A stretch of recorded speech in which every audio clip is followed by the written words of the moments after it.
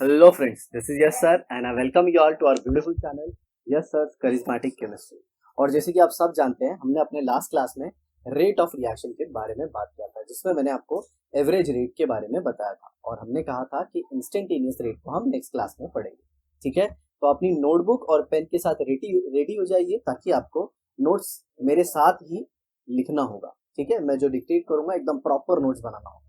चलिए, तो पहले मैं आपको बता दूं कि एवरेज रेट वो रेट होता है जिसमें एक पर्टिकुलर टाइम पीरियड के बीच में रिएक्शन होता है। जैसे अगर रिएक्शन 9 से लेके 11 बजे तक हुआ तो वो 2 घंटे के लिए उस पूरे पीरियड में क्या रिएक्शन का रेट था वो हम पता करें। ठीक है, और जब उसी टाइम पीरियड को हम बहुत छोटा कर देते हैं तो उसे कहते हैं इंस्टेंटेनियस रेट। पहले हम एवरेज रेट पे थोड़ा प्रैक्टिस कर लेते हैं। ठीक है, तो लिखिए क्वेश्चन। ये है हमारा reaction 2NH3 is giving N2 plus 3H2। Okay, इसमें सारे रिएक्टेंट और प्रोडक्ट क्या है, गैस। तो सबसे पहले हम लिखते हैं रेट ऑफ रिएक्शन। क्या लिखेंगे, रेट ऑफ रिएक्शन, जिसे RO या फिर आप लिख सकते हो average rate of reaction. Average rate of reaction, तो ये देखिए ये रिएक्टेंट है, तो रिएक्टेंट के लिए क्या आ जाएगा, माइनस। सर रिएक्टेंट के लिए माइनस क्यों, आपको पता है मैंने बताया था कि जब ग्राफ से हम पढ़ते हैं तो रेट ऑफ रिएक्शन रिएक्टेंट के केस में क्या आ रहा था, नेगेटिव, और हम सब जानते हैं कि रेट ऑफ रिएक्शन कभी नेगेटिव नहीं हो सकता। ओके, रेट ऑफ रिएक्शन कभी नेगेटिव नहीं हो सकता। तो ये माइनस साइन क्या इंडिकेट करता है, this negative sign indicates that कि रिएक्टेंट जो होते हैं ड्यूरिंग कोर्स ऑफ रिएक्शन उनका कॉन्सेंट्रेशन कम होता है। मतलब जब रिएक्शन होता है तो रिएक्टेंट का कॉन्सेंट्रेशन धीरे धीरे कम होता है। जैसे कि मान लीजिए स्टार्टिंग में आपने 10 मोल लिए थे रिएक्टेंट, तो धीरे धीरे वो कम होते जाएगा और एंड में पता चला गया कि सिर्फ 0.5 मोल या फिर 0 मोल बचे। हालांकि कोई भी रिएक्शन पूरा 100% कंप्लीट नहीं होता, बट हम मानते हैं कि 95, 98, 99% भी कंप्लीट हुआ तो पूरा कंप्लीट होता। अब यहाँ पे मैं लिखूंगा डेल्टा ऑफ NH3 और यहाँ पे डेल्टा ऑफ क्या लिख देंगे, T, जो भी हमको टाइम पीरियड दिया होगा। डेल्टा मतलब क्या, फाइनल माइनस इनिशियल। ठीक है, अब देखिए यहाँ पे इंपॉर्टेंट, अब यहाँ पे जो सबसे इंपॉर्टेंट चीज लिखनी है वो उसका कोएफिशिएंट से डिवाइड करना है। इसमें इसका कोएफिशिएंट 2 है, इसका कोएफिशिएंट 1 है और इसका कोएफिशिएंट 3 है। इसे कहते हैं स्टोइचोमेट्रिक कोएफिशिएंट। ओके, और ये स्टोइचोमेट्रिक कोएफिशिएंट क्यों हम लगाते हैं, जी हाँ, to balance the equation. Law of conservation of mass गलत ना हो, इसीलिए हम रिएक्शन को बैलेंस करते हैं, क्योंकि किसी भी रिएक्शन में मैटर ना तो प्रोड्यूस किया जाता है और ना डिस्ट्रॉय किया जाता है, वो सिर्फ कन्वर्ट किया जाता है एक फॉर्म से दूसरे। तो ये हो गया। अब आगे देखिए इसको, इसमें कैसे लिखेंगे जी, delta of N2 upon delta of T। Sir अब यहाँ पे आपने 1 by 1 क्यों नहीं लिखा, यहाँ पे माइनस क्यों नहीं लिखा, तो बेटा ये प्रोडक्ट और प्रोडक्ट बनते हैं तो यहाँ पे क्या होगा, प्लस। नहीं भी लिखते तो भी चलता है, और इसका कोएफिशिएंट कितना है, 1, तो यहाँ पे कुछ लिखने की जरूरत नहीं है। अब आ जाता हूं मैं अमोनिया, तो यहाँ पे मैं जरूर लिखूंगा 1/3 डेल्टा ऑफ, सॉरी अगर मैंने अमोनिया कहा हो, hydrogen, delta of hydrogen upon delta of, तो ये क्या था जी, ये था rate of reaction. Rate of reaction जो कि किसी भी आप स्पीशीज से निकालो वो हमेशा सेम आना चाहिए। अगर आप किसी स्पीड से बिस्किट खा रहे हो तो बिस्किट जिस स्पीड से खा रहे हो और बिस्किट जिस स्पीड से स्टमक में जा रहा है वो सेम होना चाहिए, क्योंकि ये खाने का रेट है। पता चला अब बिस्किट आपके मुंह में जा रहा है बट स्टमक में पहुंच ही नहीं रहा, ऐसा तो होना नहीं। इसीलिए रेट ऑफ रिएक्शन आप चाहे अमोनिया के टर्म में निकालो, चाहे नाइट्रोजन के टर्म में निकालो, चाहे हाइड्रोजन के टर्म में निकालो, रेट ऑफ रिएक्शन सेम आना चाहिए। जी हाँ, जिस रेट से अमोनिया कंज्यूम हो रहा है और जिस रेट से नाइट्रोजन बन रहा है वो भले ही अलग अलग हो सकता है। जैसे आप रिएक्शन को देख के ही बता सकते हैं कि जब 2 मोल अमोनिया कंज्यूम होते हैं तो 1 मोल नाइट्रोजन बनता है, और जब 2 मोल अमोनिया कंज्यूम होते हैं तो 3 मोल हाइड्रोजन बनता है। 3 मोल हाइड्रोजन बनता है। तो याद रखिएगा जब भी हम रिएक्टेंट के लिए लिखेंगे तो will write rate of consumption. Okay, तो मैं लिखता हूं rate of consumption of ammonia, rate of consumption of ammonia. यहाँ पे एक चीज और लिख सकते हो आप, क्या, अमोनिया डिसअपियर होगा, मतलब रिएक्शन में वो गायब होगा। क्यों, अमोनिया तो इसमें कन्वर्ट हो रहा है, यहाँ से इसमें कन्वर्ट हो रहा है, तो यहाँ पे आप क्या लिख दोगे, रेट ऑफ डिसअपियरेंस, डिसअपियरेंस मतलब गायब होना, rate of disappearance of ammonia. तो ये कैसे लिखोगे जी, अब ये लिखोगे minus delta of concentration of ammonia upon delta of T. जी हाँ, ये जो स्क्वायर ब्रैकेट है ये रिप्रेजेंट करता है कॉन्सेंट्रेशन, ठीक है। अब दूसरा, ये तो रिएक्टेंट का था, इसका अमोनिया का। और इंपॉर्टेंट चीज, अब यहाँ पे आपने देखा कि मैंने स्टोइचियोमेट्रिक कोएफिशिएंट नहीं लिखा, मतलब 1/2 अब नहीं लिखा है मैंने यहाँ पे। बताइए क्यों? क्योंकि ये तो रेट ऑफ कंजम्पशन है, रेट ऑफ रिएक्शन नहीं है। रेट ऑफ रिएक्शन में कोएफिशिएंट से डिवाइड करना पड़ता है, कोएफिशिएंट से डिवाइड करना पड़ता है, रेट ऑफ कंजम्पशन में नहीं। रेट ऑफ कंजम्पशन फॉर्मेशन में हम डिवाइड नहीं करते, सिर्फ और सिर्फ रेट ऑफ रिएक्शन में हम डिवाइड करते हैं। अब आ जाएगा नेक्स्ट क्या जी, rate of formation of, rate of formation of किसका? जी हाँ, नाइट्रोजन का। That will be equal to, और लगे हाथ यहीं पे हम रेट ऑफ हाइड्रोजन भी पढ़ लेंगे साइमल्टेनियसली। और इन दोनों के लिए आप किस शब्द का प्रयोग करोगे? रेट ऑफ फॉर्मेशन मतलब क्या? रेट ऑफ अपीयरेंस, मतलब ये दोनों बन भी रहे हैं, तो आप यहाँ पे लिख देंगे अपीयरेंस ऑफ। ओके, तो इसका क्या हो जाएगा? जी हाँ, del of concentration of N2 upon del of T, और यहाँ पे del of hydrogen upon del of, दोनों का साइन क्या आएगा? जी हाँ, पॉजिटिव। क्यों पॉजिटिव आएगा? पॉजिटिव क्यों आएगा? जी हाँ, पॉजिटिव इसलिए आएगा क्योंकि यहाँ पे ये प्रोडक्ट है, और प्रोडक्ट बनता है तो उसका साइन क्या होगा?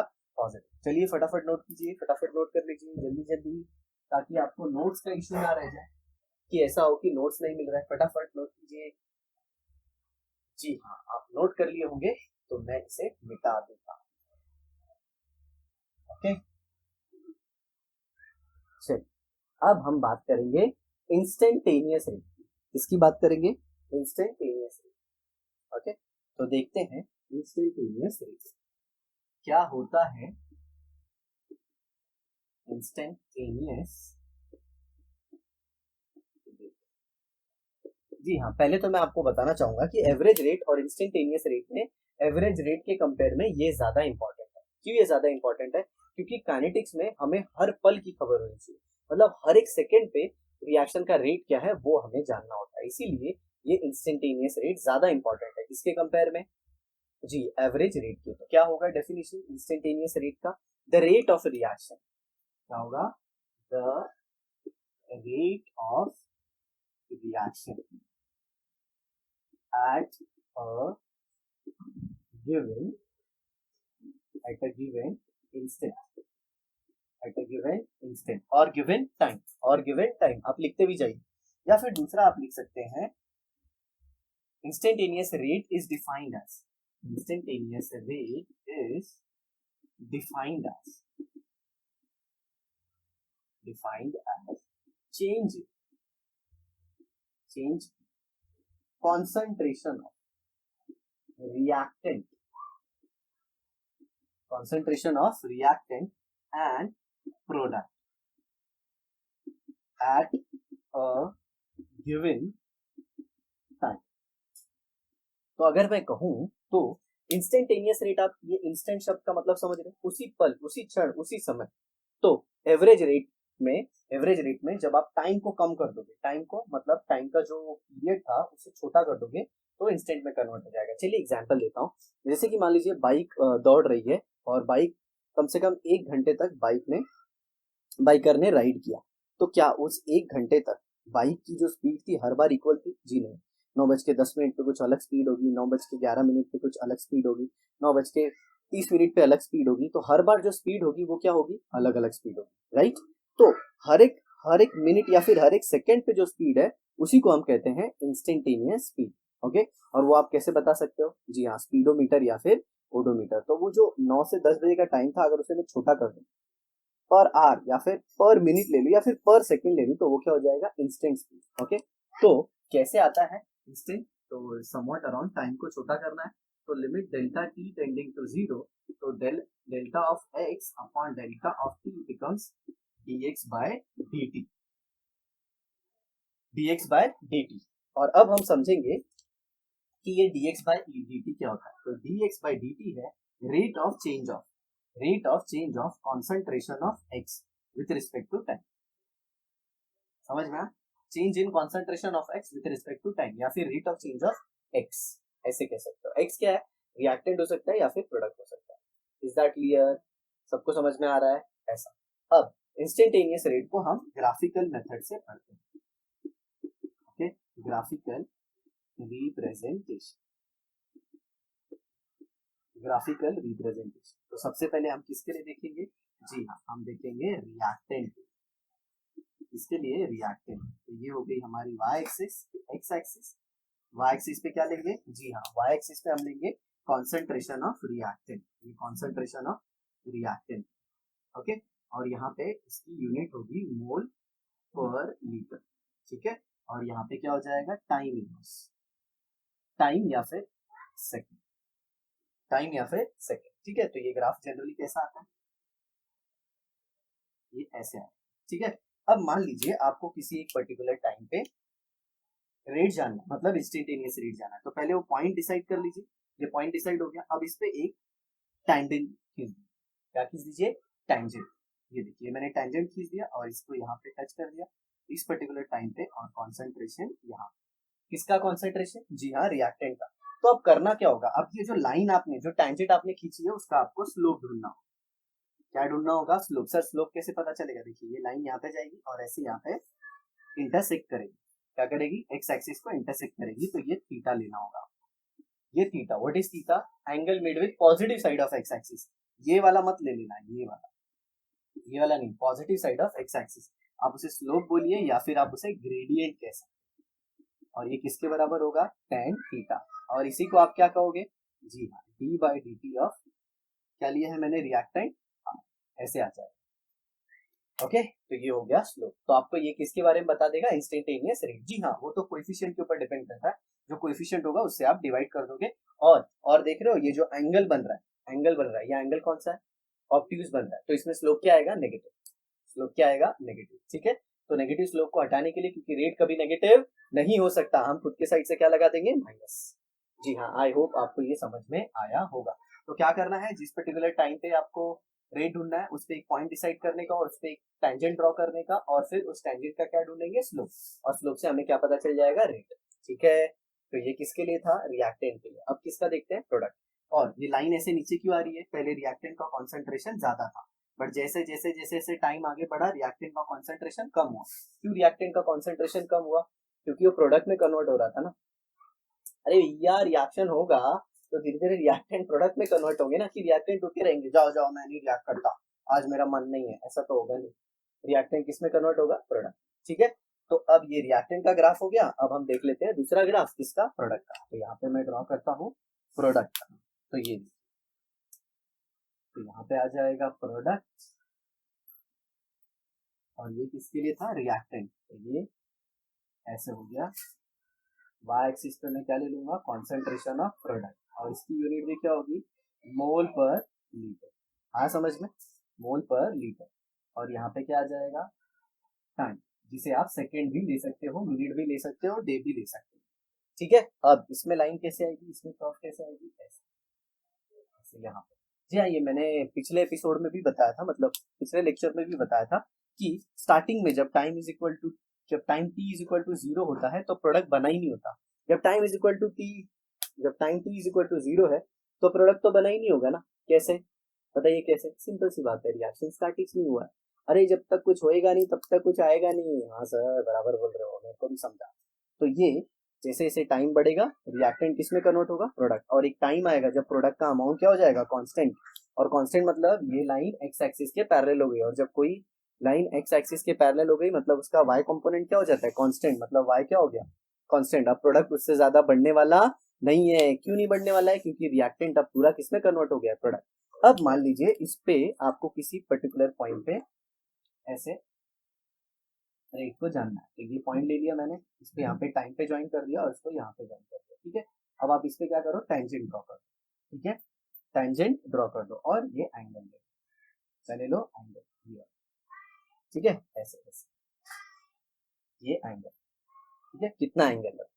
Positive side of x axis, और ये एंगल से क्या निकल जाएगा आपका, जी हाँ, slope, slope is equal to what, tan theta, और tan थीटा आपको क्या दे देगा, rate, that is what, d by dt of क्या, d by dt of product.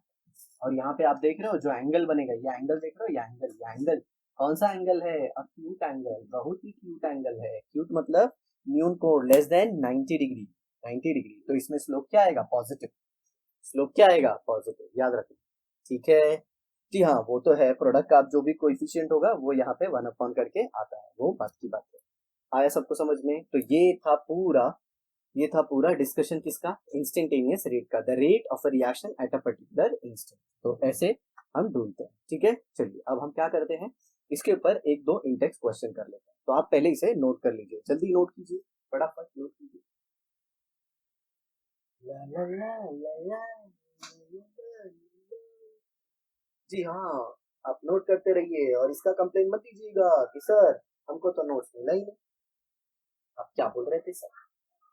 Okay, तो हम नोट्स आपको साइमल्टेनियसली देंगे, क्योंकि होता क्या है, हम नोट्स देते हैं और वो नोट्स आप कॉपी कर लेते हो जैसे का तैसा, और वो आपके दिमाग में ज्यादा टाइम तक रहता नहीं। आई होप आपको समझ में आ रहा, ठीक है। चलिए मिटा देता हूँ, तो मैंने इसे मिटा दिया, ओके, तो ये सही मिटा दिया। अब मैं आपको दूंगा एक रिएक्शन, और जिसका आपको लिखना है इंस्टेंटेनियस रेट। तो रिएक्शन जो है वो कुछ इस तरह से, और वो क्या है देखिए जरा ध्यान से।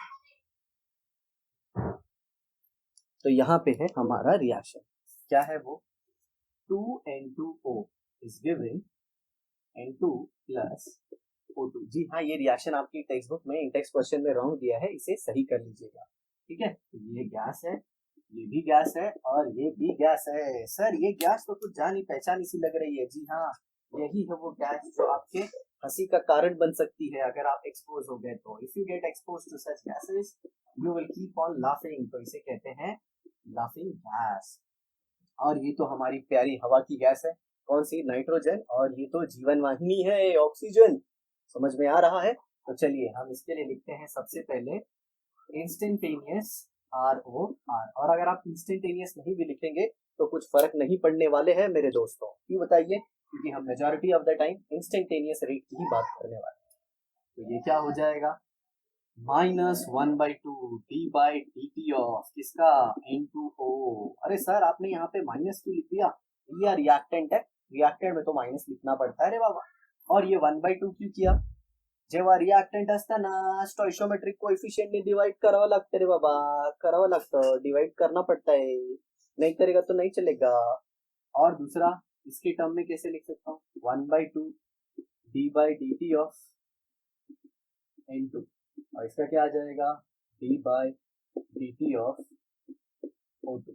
हमारी बतिया समझ रहे हो ना आप, मी काय बोलतो कळताय ना तुला, तुला नाही तुम्हाला, सर दृष्टीपणाने बोलायचं, कळलं हो मला, ठीक है। और यहाँ पे क्या आ जाएगा, पॉजिटिव, और यहाँ पे भी क्या आ जाएगा, पॉजिटिव, और ये कोएफिशिएंट से डिवाइड करना, और ये माइनस साइन क्या इंडिकेट कर रहा है, जी हाँ, रिएक्टेंट का कॉन्सेंट्रेशन टाइम के साथ कम हो रहा है, तो ये एक्सप्रेशन आ गया। अब इसी के लिए आप दूसरे भी लिख सकते हो, क्या, रेट ऑफ कंजम्पशन ऑफ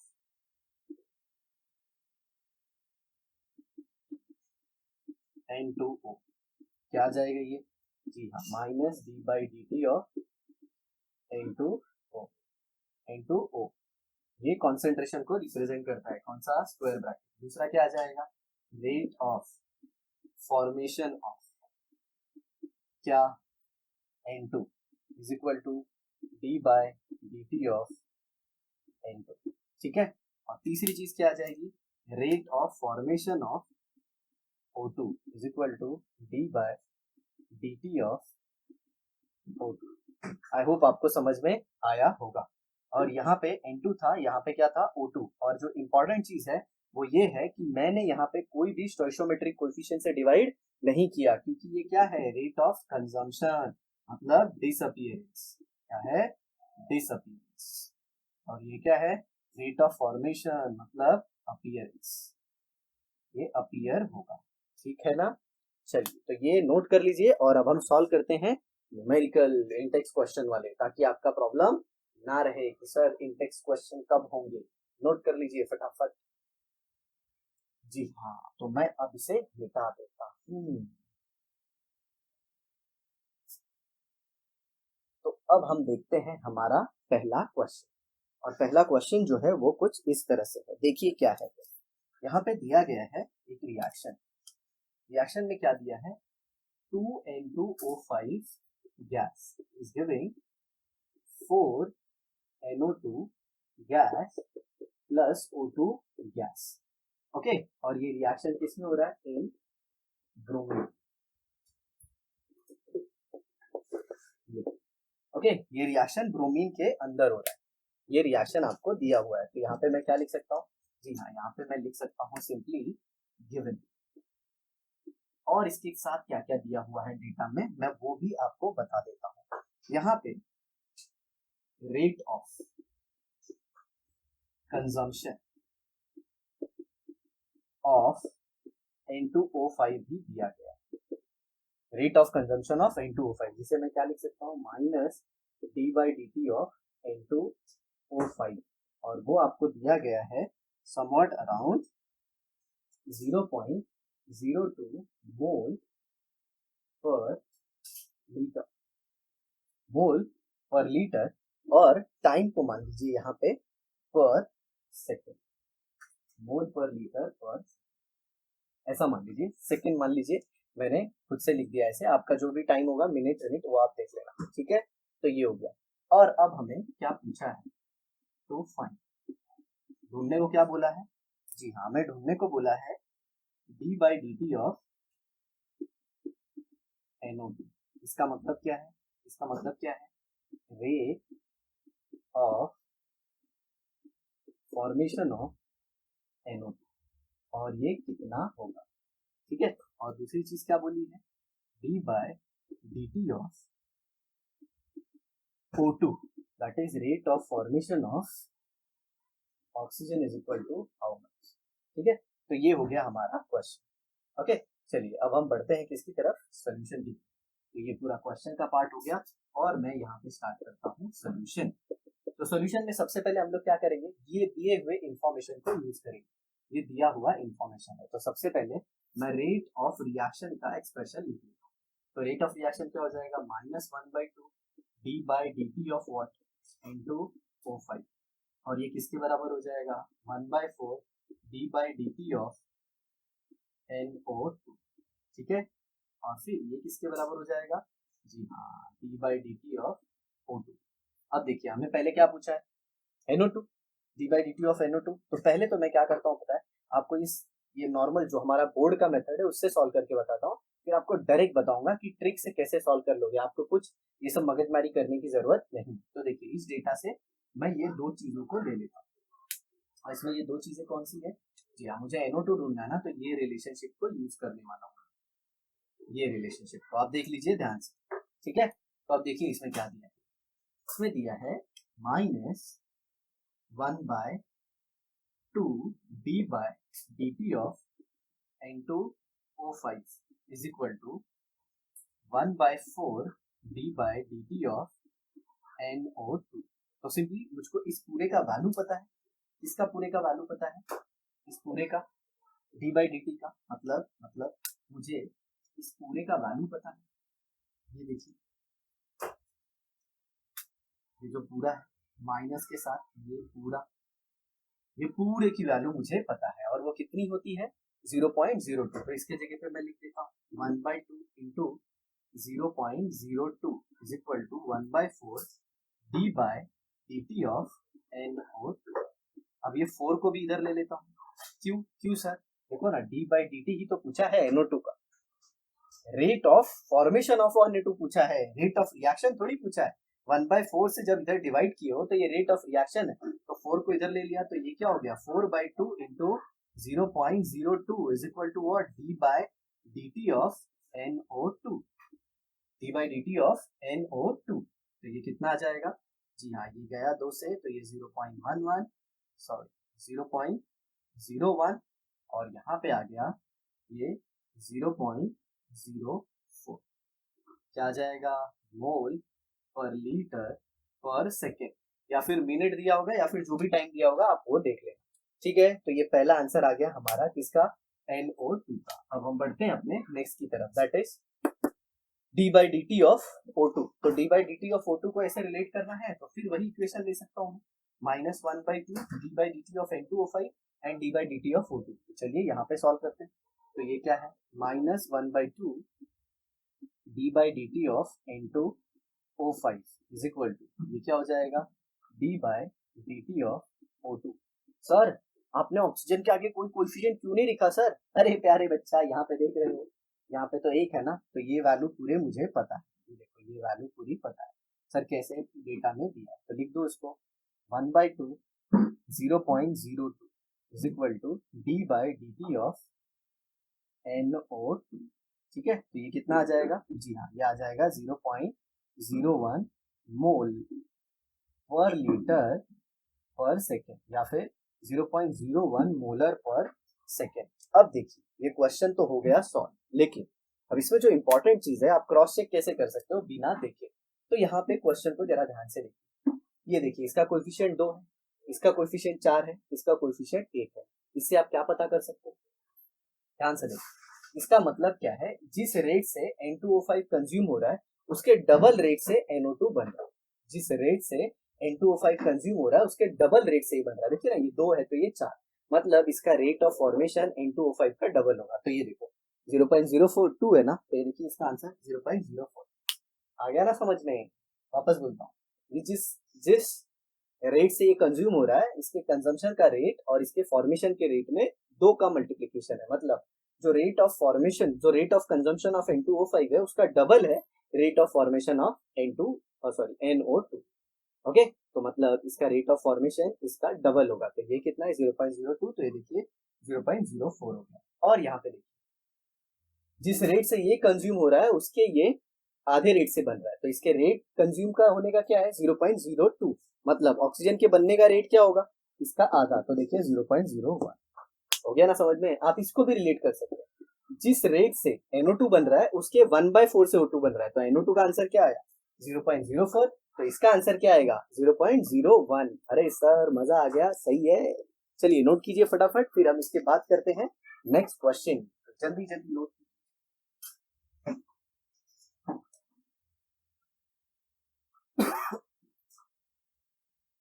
चलिए हो गया ये। अब हम देखेंगे दूसरा क्वेश्चन। जी हाँ, इंटेक्स क्वेश्चन करने चाहिए आपको, क्योंकि उससे प्रैक्टिस बढ़ती है और फिर कॉन्फिडेंस बिल्डअप होता है। और कॉन्फिडेंस है तो पता है ना, पूरा जग अपना। कॉन्फिडेंस नहीं तो अपना सपना भी अपना नहीं है। चलिए देखिए नेक्स्ट क्वेश्चन। तो नेक्स्ट क्वेश्चन में क्या इंफॉर्मेशन दिया है, जी हाँ रिएक्शन दिया हुआ है, और रिएक्शन क्या है 3I minus obviously aqueous state में होगा, और ये दे देता है H2O8 2 माइनस थायोसल्फेट आयन से। ओके, ये एक्वस सल्फेट आयन का ये डाइमर है। जी हाँ, ये अनायन है किसका, H2H2O8 का, H2H2O8 peroxy disulphuric acid, peroxy disulphuric acid का ये अनायन है। ओके, एक्वस मीडियम में। और फिर ये दिया है I3 माइनस, ये भी एक्वस, और प्लस ये ट्राई आयोडाइड आयन है, मतलब 3 आयोडीन एक साथ मिलकर नेगेटिव चार्ज रहता है, और इसमें जो सेंट्रल आयोडीन है उसका हाइब्रिडाइजेशन sp3d रहता है। सर इतना क्यों बता रहे हो, अरे कभी आ गया तो नीट में बहुत बार पूछा गया है, इसीलिए बता। अब पहले चेक कर लीजिए ये रिएक्शन बैलेंस है या नहीं। तो ऑक्सीजन यहाँ पे कितना है 8, तो ये देखिए 8 है। ठीक है, आयोडीन कितना है 3, तो ये भी 3 हो गया। चार्जेस भी देख लो मेरे भाई, ये 3 नेगेटिव 2 3 2 5, ये 1 नेगेटिव, ये 4 नेगेटिव 5। अब क्या दिया गया है, और यहाँ पे मैं डेटा लिख लेता हूँ गिवन। ध्यान से सुनियो, नहीं तो क्वेश्चन नहीं हो पाएगा। क्या दिया है, D by D T of SO4 2 minus, मतलब सिंपली क्या दिया है रेट ऑफ फॉर्मेशन किसका SO4 2 माइनस, और वो क्या है, जी हाँ नीचे मैं स्टेटमेंट के फॉर्म में भी लिख दे रहा हूँ 0.022 मोल पर DM क्यूब, इसको भी ले लेते हैं पर सेकेंड। ठीक है, आपको नहीं चाहिए तो ये डीएम क्यूब रेज टू -3 और ये हो गया पर सेकेंड, मोल पर डीएम क्यूब पर सेकेंड। ठीक है सर, आप पर सेकेंड क्यों ले रहे हो, टाइम कुछ दूसरा होगा तो मैं मान ले रहा हूँ पर सेकेंड। आपकी बुक में अगर मिनट दिया होगा तो मिनट ले लेना, आर दिया होगा तो आर देगा होगा, जो भी दिया होगा आप लिख लेना। ठीक है, अब ये दिया है और पूछा क्या है, टू फाइंड, फाइंड क्या दिया है, आपको बोला गया है कि -d/dt ऑफ कितना होगा, मतलब simple rate of consumption of I minus पूछा गया। दूसरा क्या पूछा गया है, d/dt of I3 minus is equal to how much, मतलब rate of formation of triiodide ion के बारे में पूछा गया। और तीसरी चीज क्या पूछी गई है, d/dt ऑफ S2O8 2 माइनस का भी रेट ऑफ कंजम्पशन। तो ये दो कंजम्पशन वाले पूछे गए हैं और एक फॉर्मेशन वाला। ठीक है, तो सबसे पहले तो मैं क्या निकाल सकता, एक्सप्रेशन लिख सकता हूँ किसके लिए, ROR के लिए, that is instantaneous rate of reaction. तो देखिए ROR, तो जो दिया हुआ है उसी से सबको रिलेट करके लिखता हूँ। तो ये देखिए क्या आ जाएगा, जी हाँ 1/2 d/dt ऑफ SO4 2 माइनस। अरे भाई इसका दिया है तो इसी को लिखा मैंने, और इधर प्लस क्यों है, क्योंकि वो प्रोडक्ट है, बोलना नहीं। और इक्वल टू क्या आ जाएगा, I3 माइनस से ले लेता हूँ d/dt ऑफ I3 माइनस, और फिर इसके बाद वाला थोड़ा ब्लैक पेन से लिखता हूँ ताकि आपको प्रॉपरली दिखे।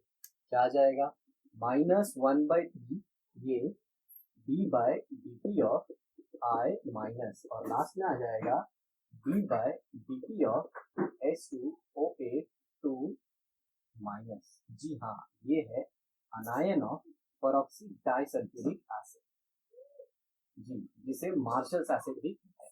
तो आप देखिए इस पूरे में मुझे एक डेटा पता है, कौन सा डेटा पता है, सल्फेट का, मतलब ये चीज मुझे पता है।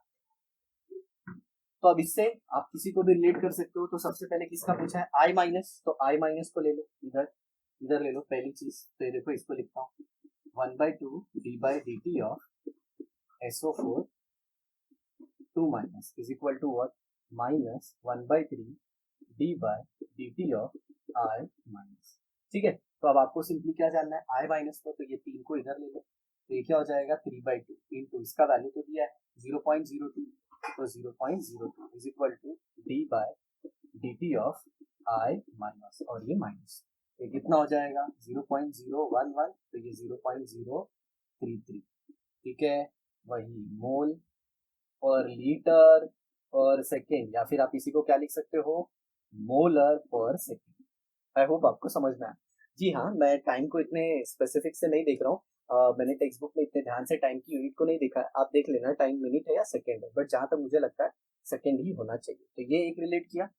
अब जरा देखिए, अब यहीं पे दूसरे को कर देता हूँ। तो दूसरा कौन सा है, I3 माइनस को रिलेट करना है, मतलब इसको और इसको रिलेट करना है। ये तो सामने ही दिख रहा है, ऐसे दोनों को उठा के इधर लिख दीजिए और इसकी वैल्यू क्या कर दीजिए, हाफ, मतलब क्या आ जाएगा 1/2 इंटू 0.02, तो ये कितना हो जाएगा 0.011 मोल पर लीटर पर सेकेंड, जिसे हम क्या लिख सकते हैं, मोलर पर सेकेंड, मोलर पर सेकेंड।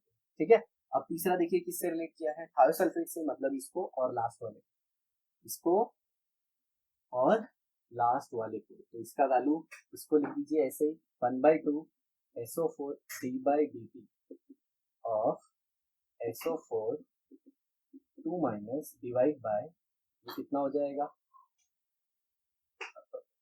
सर इतना कचरा क्यों कर रहे हो सर, सॉरी बेटा, d/dt, okay 1/2 d/dt of SO4 2 is equal to d/dt of S2O8 2 minus, जी हाँ अनायन ऑफ मार्शल्स एसिड। अगर मैंने इसे डाइमर ऑफ सल्फेट कहा हो तो माफी कर देना, माफी दे देना, एक्चुअली वो गलत होगा। तो ये देखिए ये क्या था, रिएक्टेंट था, तो यहाँ पे साइन नेगेटिव आया, ये नेगेटिव होगा। तो अब सिंपल सी बात है, इस पूरे का वैल्यू आपको पता है, उसे रख दीजिए 1/2 into 0.022 is equal to minus d/dt of S2O8 2 minus, और ये क्या हो जाएगा, ये हो जाएगा 0.011 is equal to rate of consumption of anion of Marshall's acid. Okay okay, तो ये हो गया। तो ये तो खैर मतलब ऐसे पूरा सॉल्व करके लिखा है मैंने। अब आप इसे एक बार अच्छे से देख लो ताकि मैं आपको इसका ओरल सोल्यूशन बता सकूं। ओरल मतलब डायरेक्टली बिना ये सब कुछ लिखे, ठीक है। अगर कोई आपसे पूछेगा कि रेट ऑफ रिएक्शन क्या है, अगर मान लीजिए इसी रिएक्शन में पूछा होता है रेट ऑफ रिएक्शन क्या है, तो 1/2 और ये गिवन डेटा, तो गिवन डेटा क्या है 0.02, तो जी हाँ, आर रेट ऑफ रिएक्शन हो जाता है 0.011, 0.011, तो वो भी हो गया। और रेट ऑफ रिएक्शन आप किसी और से भी पता कर सकते हो। मान लीजिए आपको रेट ऑफ रिएक्शन इससे पता करना है, इससे पता करना है, इससे, तो देखिए 1/2 को ऐसे ही रखोगे, ये वैल्यू को रखा मैंने, कितना 0.22, इसका वैल्यू, इसका 0.22, देख रहे हो ना, तो ये 2 से कैंसिल हो जाएगा और 0.11, देखिए इससे भी वही आएगा, इससे भी वही आएगा, ठीक है, इससे भी वही आएगा और इससे भी वही आएगा। तो रेट ऑफ रिएक्शन तीनों से, चारों से सेम आ रहा है, but rate of consumption formation सबका अलग अलग है। अब देखिए, अब मैं क्वेश्चन को कैसे ओरली करवाता हूँ। तो देखिए सबसे पहले आपको किसका दिया है डेटा, सल्फेट का, किसका, सल्फेट का, और किस चीज का, फॉर्मेशन। अब जरा ध्यान से देखना, मैं आपको सब रिलेट करके बताता हूँ। देखिए सबसे पहले थायोसल्फेट का बताते हैं। जिस जिस सॉरी, अगर मैं इसको थायोसल्फेट बोल रहा हूँ, एक्चुअली थायोसल्फेट H2O3 2- होता है। जी हाँ, ये जो है H2O8 2- ion, अनायन of Marshall's acid, इसका जो रेट ऑफ कंजम्पशन है उसका, उसके कंपेयर में सल्फेट आयन के बनने का रेट डबल है। ध्यान से सुनिएगा, जिस रेट से कंज्यूम हो रहा है उसके डबल रेट से ही बन रहा है, बराबर। मतलब ये 1 है तो ये 2 है, ये 4 है तो ये 2 है, ये 8 है तो ये 4 है, ये 10 है तो ये क्या है, 5।